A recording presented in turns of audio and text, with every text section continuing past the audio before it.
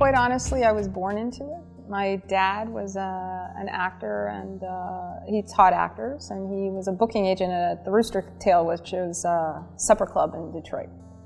So I actually worked with my dad at his school, was involved with all aspects of it. I had done theater shows. I pulled the curtains.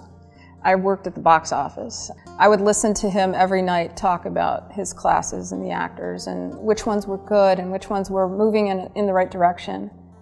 And I remember at 10 years old watching television with my dad, and my dad would point out actors that he thought were amazing and why. And to watch the actors that weren't speaking, you know, to watch them maintain their involvement in the scene. So, I mean, it was quite young. I was quite young when I was developing my interest in acting. And then it just grew from there. So I took stock of my abilities to communicate with actors. And I did have a bit of a business background because of the fact that I was helping my dad administer his business. And so the combination of that and a little bit of my organizational skills, I thought, hey, this is something I have a tremendous passion for. And as with most casting people, they kind of just come out of nowhere. It's not like there's a school for casting. So you really just hang up your shingle and you go, I'm a casting director.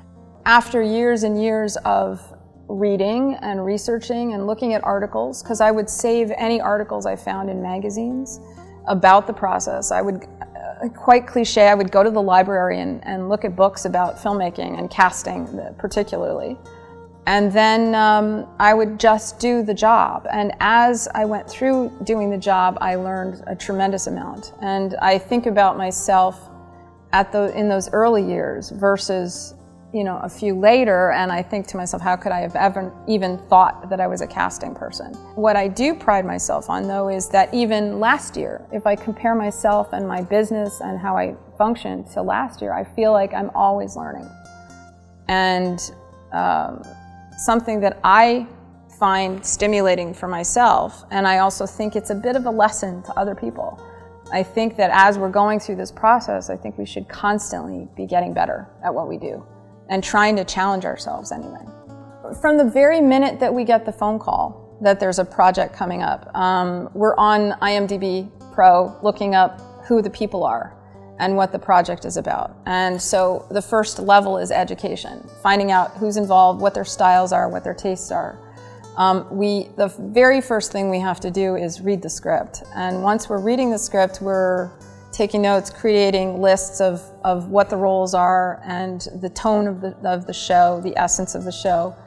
And so we mark up our scripts to prepare for a meeting with the director and/or producer. And it's quite like the world of an actor in that we have to connect with them, talk to them, see if we're on the same page, compare notes, you know, and then it's based on I think it's based on our interpretation of the material as well as our connection to the people that we're meeting, which is very similar to the life of an actor. You know, you come in with a resume, you come in with an interpretation, a choice, and then you've got to see if you mix, if there's a chemistry. So it's really very, very similar.